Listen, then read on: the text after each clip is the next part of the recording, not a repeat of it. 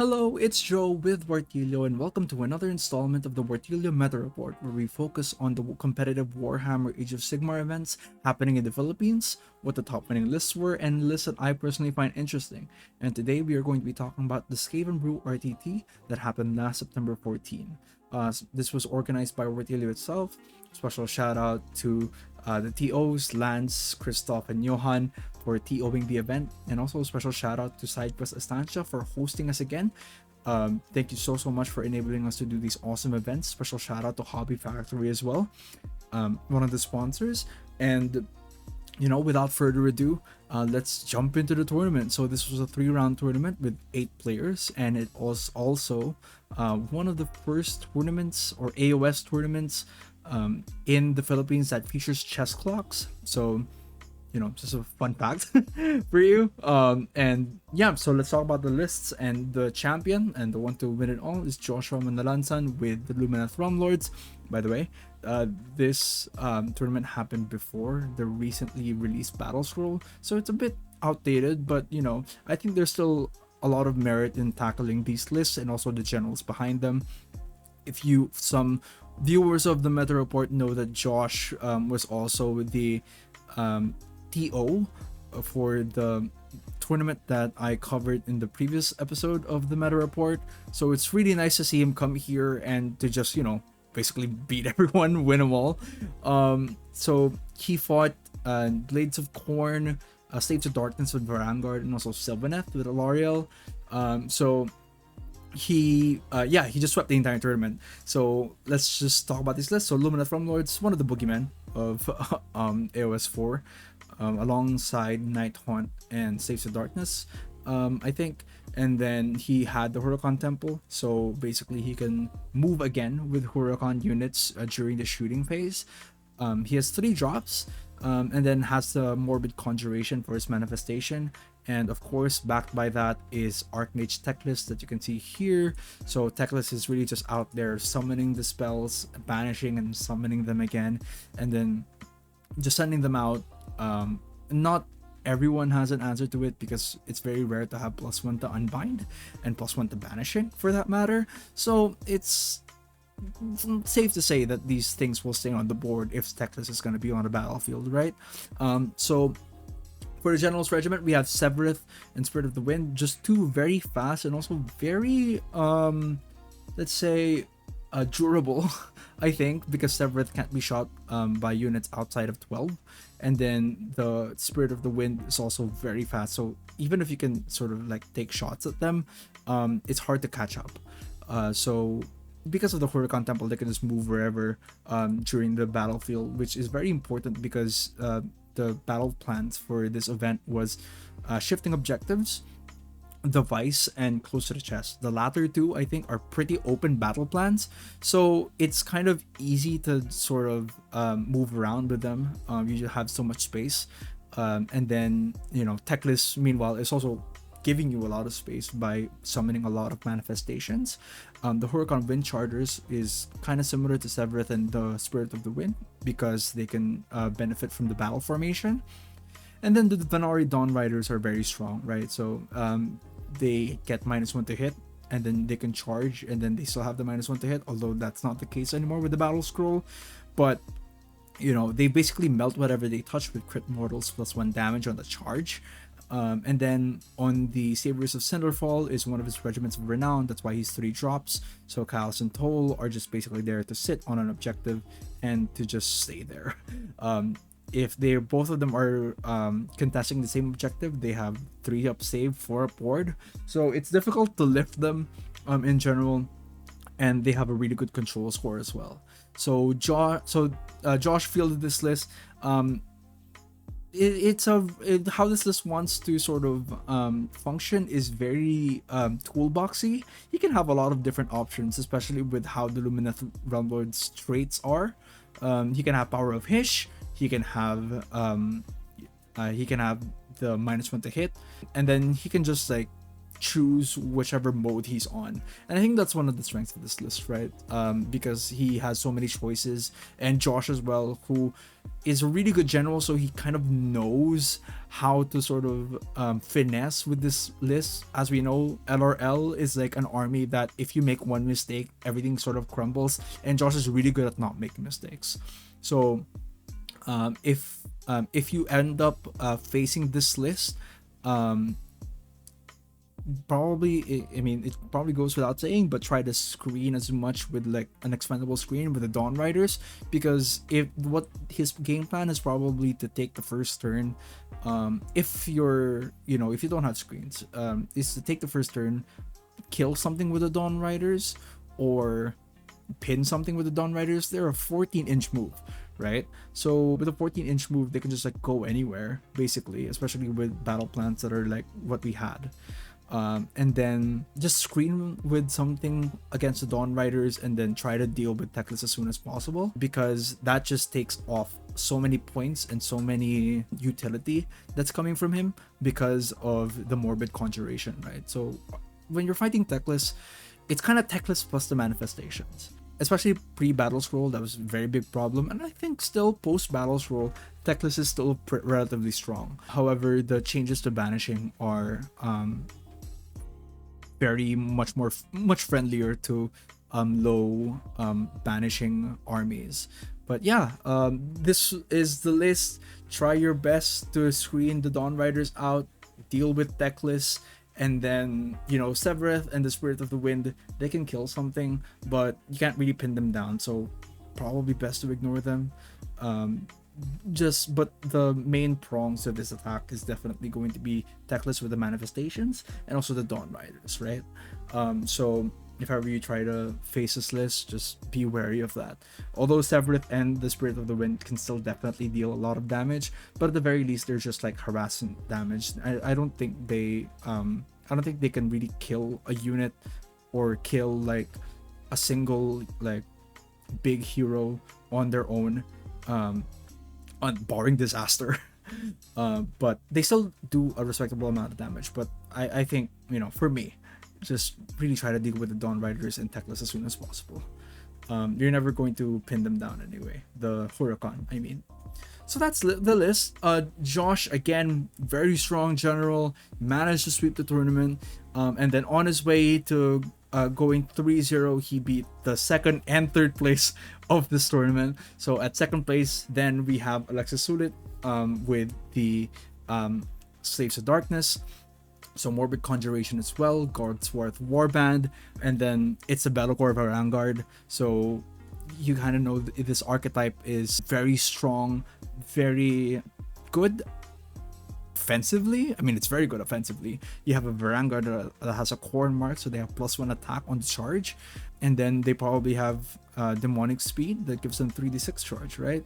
So with either Battlecore or the Gaunt Summoner.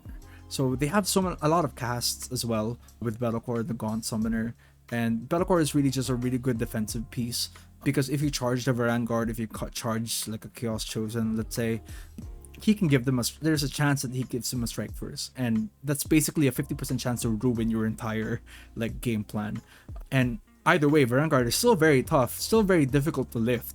So even if you charge them, it's not a guarantee that you're going to be attacking first. You're probably gonna die because the Varangard is gonna be striking first, or you just don't kill enough and then you're not gonna be satisfied, and then you're just gonna die anyway because of Battlecore and Varangard. So very good choices, toolboxes. This is kind of like a toolbox army, although it's very much a toolbox army that has like 5 hammers inside of it, if that's a toolbox that you have for some reason. And then the Gaunt Summoner is there in order to have the ability in order to put something in Deep Strike and then either place them down normally, or with the Gaunt Summoner spell, place it down outside of 7 instead of outside of 9.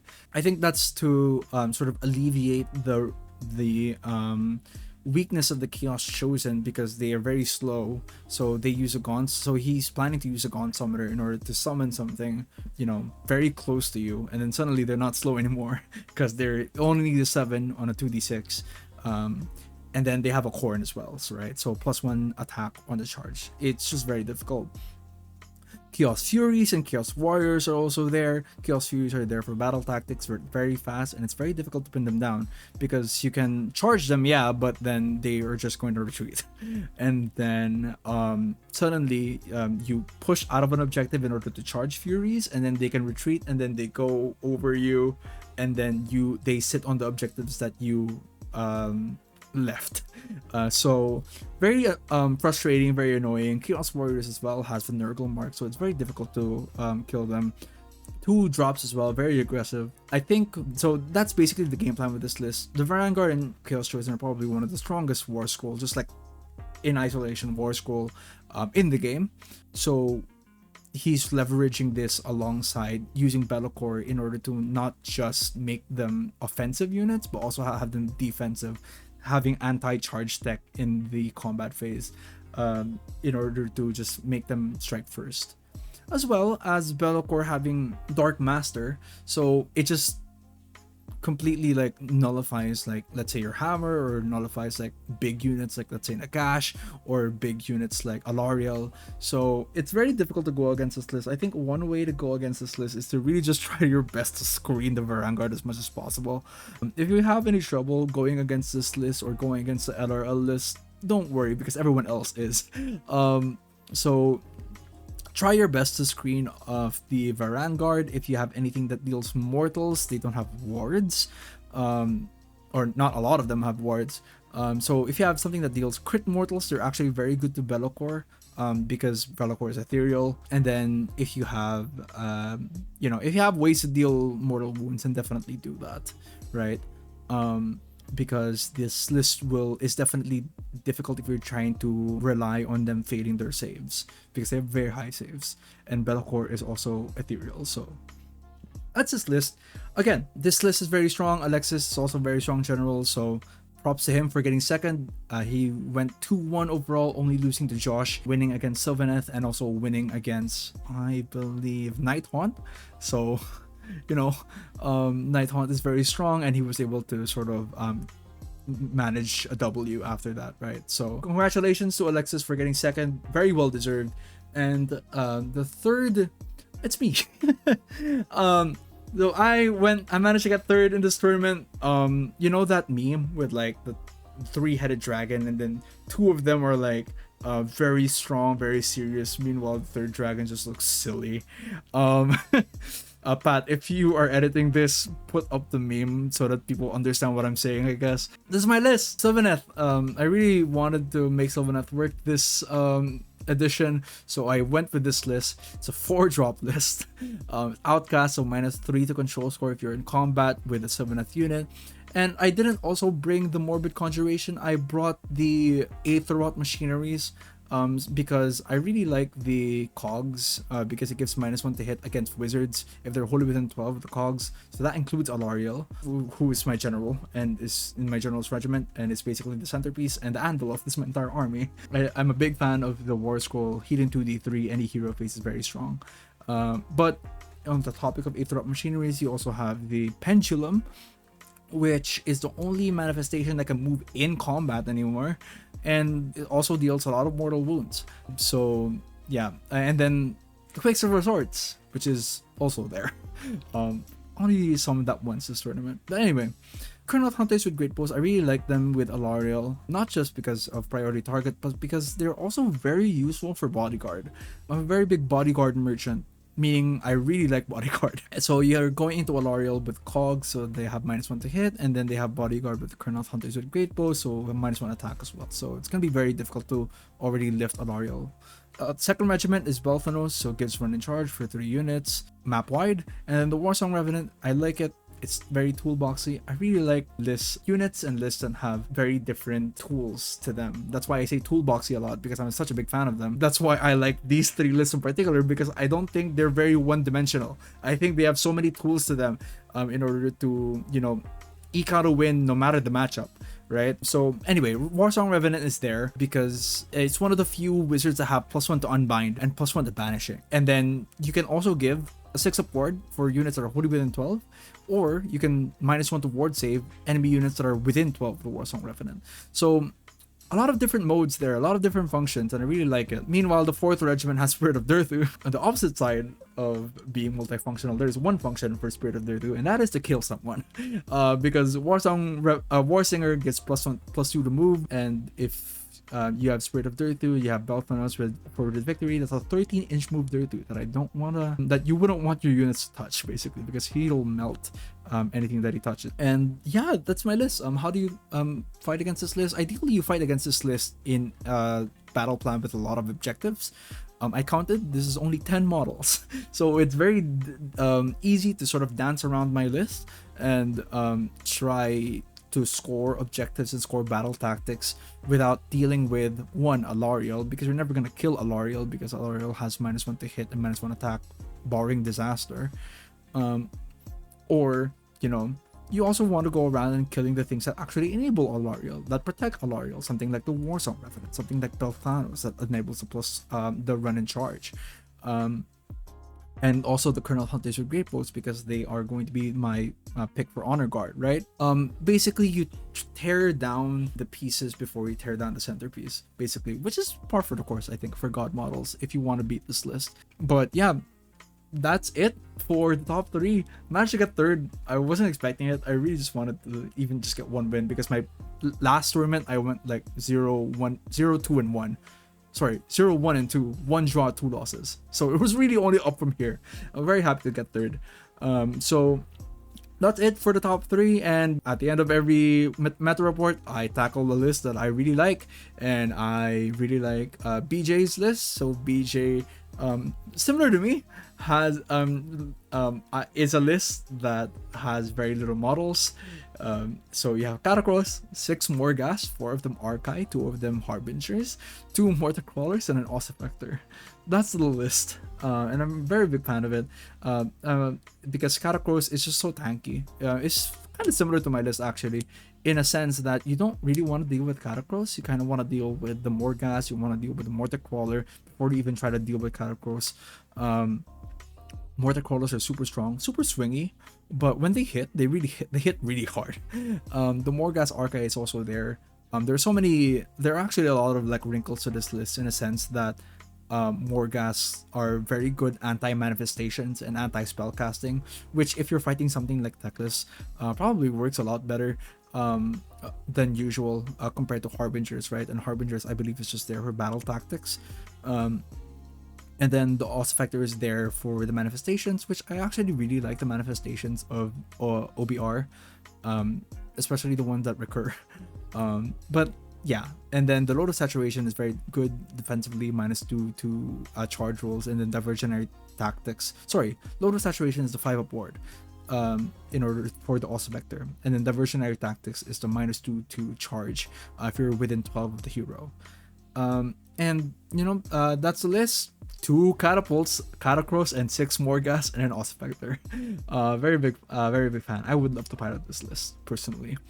But that's it for Skavenbrew. I'm sure that there are so many different wrinkles to these lists that I wasn't able to tackle. If you guys spotted any synergy or any interaction with the list, I would love to hear about it in the comments, genuinely. And then I would love to also talk about it in the comments. Thank you so much, by the way, also for the warm response to the first episode. You know, I wanted to do this for a while, and also hearing a lot of the feedback is very encouraging. So thank you so much. This is one of the many other tournaments that are coming this year.